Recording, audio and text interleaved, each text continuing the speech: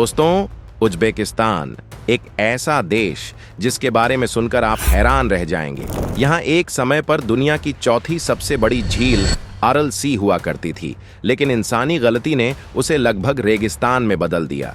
ये वही जगह है जहां से गुजरता था सिल्क रूट, यानी सोने, मसालों और रहस्यमयी व्यापार का रास्ता, जिसने पूरी दुनिया की किस्मत बदल दी। यहीं पर खड़ा है रेगिस्तान, जिसे देखकर लगता है जैसे नीला आसमान पत्थरों में कैद हो गया हो। और सबसे चौंकाने वाली बात, कहा जाता है कि अमीर तिमुर का मकबरा अगर कोई खोले तो बड़ी तबाही हो सकती है। और इतिहास गवाह है, जब दुनिया ने इसे खोला था उसी हफ्ते शुरू हुई थी द्वितीय विश्व युद्ध की भयावह लड़ाई। तो आइए आज की वीडियो में जानें उज्बेकिस्तान के वो रहस्य जो शायद आपने पहले कभी नहीं सुने होंगे। Let's begin. इसी तरह की और रहस्यमयी जानकारी प्राप्त करने के लिए हमारे चैनल ट्रू हिस्ट्री को आज ही सब्सक्राइब करें और बेल आइकॉन को प्रेस करें। उज्बेकिस्तान का सबसे चौंकाने वाला और दुखद सच है अरल सागर का पतन। एक समय था जब अरल सागर दुनिया की चौथी सबसे बड़ी झील मानी जाती थी। इसका पानी इतना विशाल था कि बड़े बड़े जहाज यहाँ सहजता से तैरा करते थे और आसपास के शहर मछली उद्योग पर निर्भर होकर खूब फल फूल रहे थे। हवा में ताजगी, खेतों में हरियाली और जीवन में भरपूर खुशहाली थी। लेकिन कुछ दशक पहले इस झील की किस्मत पूरी तरह बदल गई। कपास की खेती और बड़े पैमाने पर कृषि विस्तार के लिए नहरों का निर्माण किया गया और अरल सागर से पानी को लगातार निकाला जाता रहा। नतीजा, झील हर साल छोटी होती गई और देखते ही देखते इतना पानी खत्म हो गया कि जहां कभी लहरें टकराती थीं, वहां अब सिर्फ रेत और धूल के रेगिस्तान नजर आते हैं। इसके साथ ही मछलियां समाप्त हुईं, उद्योग बंद हो गए और हजारों लोग अपनी जमीनें छोड़ने को मजबूर हो गए। मौसम भी डरावने तरीके से बदल गया। तेज गर्म हवाएं, धूल भरी आंधियां और बर्बाद हो चुकी फसलें। पहले ताजी मछलियां, नाव, हरियाली, अब सूखी जमीन, उजड़ते गांव, सुनसान नहरें। अरल सागर आज दुनिया के लिए एक सबसे बड़ा पर्यावरणीय सबक बन चुका है कि इंसान की एक गलती पूरी धरती की सांसें छीन सकती है। दोस्तों, आज हम जिस उज्बेकिस्तान को रहस्यों से भरी जगह के रूप में जानते हैं, वह कभी दुनिया का सबसे बड़ा व्यापारिक केंद्र हुआ करता था। कई सदियों पहले जब हवाई जहाज, रेल या तेज समुद्री जहाज नहीं थे, तब पूरी दुनिया को जोड़ने वाला एक ही रास्ता था, सिल्क रोड। यह प्राचीन मार्ग चीन से यूरोप तक जाता था और इसका दिल था उज्बेकिस्तान। यहीं से गुजरते थे रेशम, मसाले, कीमती पत्थर, धातुएं, हथियार, गहने और शानदार वस्त्र। यह स्थान सिर्फ व्यापार का केंद्र नहीं था, बल्कि राजाओं, विजेताओं, यात्रियों और ज्ञानियों की चहल पहल से भरा हुआ एक जीवंत संसार था।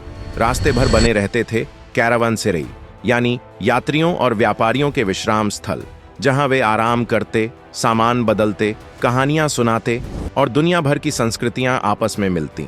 इन जगहों पर फैलती थीं इतनी जिंदा चर्चाएं कि कहते हैं विचार भी सोने की तरह यहाँ खरीदे बेचे जाते थे।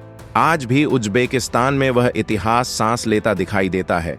प्राचीन पत्थरों की ढलानें, किले, बाजार और सड़कें जो जैसे समय की परतों में जम गई हों। सिल्क रोड ने सिर्फ व्यापार नहीं, बल्कि संगीत, धर्म, कला, भाषा और सभ्यताओं का संगम बनाया।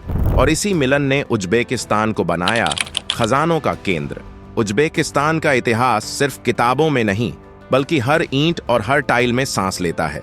यहाँ के पुराने शहर, किले, मस्जिदें और महल इतने भव्य हैं कि उन्हें देखकर लगता है जैसे समय खुद ठहर गया हो। इन इमारतों की दीवारें नीले, हरे और सुनहरे रंगों की चमचमाती टाइलों से ढकी होती है, जो सूरज की रोशनी में किसी रत्न की तरह चमकती हैं। यही वजह है कि उज्बेकिस्तान को आज भी नीले शहरों की धरती कहा जाता है। सबसे प्रसिद्ध स्थानों में से एक है रेगिस्तान, समरकंद का दिल। यहाँ 3 विशाल मदरसाएं एक साथ खड़ी हैं और उनका नजारा ऐसा है कि मानो ज्ञान, शक्ति और कला तीनों एक मंच पर इकट्ठा हो गई हों। फिर है बीबी खानिम मोस्क, जिसकी ऊंचाई, गुंबदों का आकार और नाजुक नक्काशी यात्रियों को आज भी हैरान कर देती है। और शाह ए जिंदा, एक पवित्र कब्रिस्तान मार्ग, जहां की नीली चमकदार टाइलें देखकर लगता है जैसे आप किसी जादुई दुनिया में प्रवेश कर चुके हों। ये स्मारक सिर्फ पत्थर नहीं, सम्राटों की विरासत, कलाकारों की मेहनत और सदियों का गौरव अपने भीतर संजोए हुए हैं। उज्बेकिस्तान सिर्फ अपने ऊंचे महलों और नीली मस्जिदों के लिए ही मशहूर नहीं है, बल्कि इसकी धरती के भीतर भी ऐसे रहस्य छिपे हैं जिन्हें दुनिया आज भी पूरी तरह समझ नहीं पाई।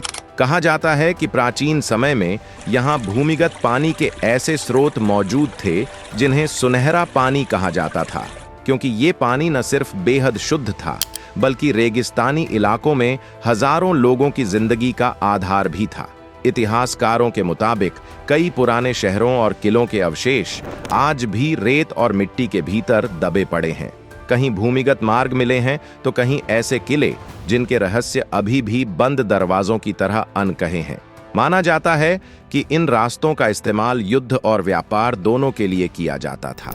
यही नहीं, उज्बेकिस्तान की रंगीन मिट्टी, खनिज और धातुएं ही वो कारण हैं जिनसे सदियों पहले चमकदार टाइलें, कब्रों के गुंबद और मस्जिदों की नक्काशी बनाई गई, जो आज भी किसी चमत्कार से कम नहीं लगती। यानी इस धरती की खूबसूरती सिर्फ ऊपर नहीं बल्कि उसकी गहराइयों में भी बसी है। उज्बेकिस्तान की परंपराएं और कानून आज भी इतने अनोखे हैं कि सुनकर लगता है जैसे किसी पुरानी कहानी से निकले हों। यहाँ सामाजिक नियमों का असर जीवन के हर हिस्से में दिखाई देता है, चाहे बात त्योहारों की हो, शादी की परंपराओं की हो या पारिवारिक सम्मान की। शादी में परिवार की अनुमति और सामाजिक जिम्मेदारियां बहुत मायने रखती थीं, और कुछ जगहों पर आज भी परिवार पहले का नियम पूरी ईमानदारी से निभाया जाता है। विदेशी यात्री अक्सर यहाँ के रीति रिवाजों को देखकर हैरान रह जाते हैं। धार्मिक स्थलों में जूते उतारना, खुशामद का खास अंदाज और व्यवहार के सख्त सामाजिक नियम, ये सब इस समाज को विशिष्ट बनाते हैं। स्थानीय कानूनों में भी आपको पुराने शाही और धार्मिक नियमों की झलक मिल जाएगी, जो आज की आधुनिक व्यवस्था के साथ मिलकर एक बेहद अनोखा मिश्रण बनाते हैं। समय बदलता गया और उज्बेकिस्तान ने इतिहास और आधुनिकता के बीच एक अनोखा संतुलन बनाकर दुनिया को हैरान किया। सोवियत शासन के खत्म होने के बाद 1991 में जब उज्बेकिस्तान ने अपनी स्वतंत्रता हासिल की, तभी शुरू हुआ एक नया सफर। यह वह दौर था जब देश ने अपनी खोई हुई पहचान को फिर से वापस बनाने का संकल्प लिया, अपनी खुद की भाषा, अपनी संस्कृति और अपनी परंपराओं को केंद्र में रखते हुए। आज उज्बेकिस्तान में संगीत, लोक नृत्य, हस्तकला और आधुनिक कला सब मिलकर एक नई सांस्कृतिक लहर पैदा कर रहे हैं। कारीगरों की हाथ की बनी चीजें, रंग बिरंगे बाजार और पर्यटन को बढ़ावा देने वाले नए शहर, ये सब देश को दुनिया के नक्शे पर और मजबूत बना रहे हैं।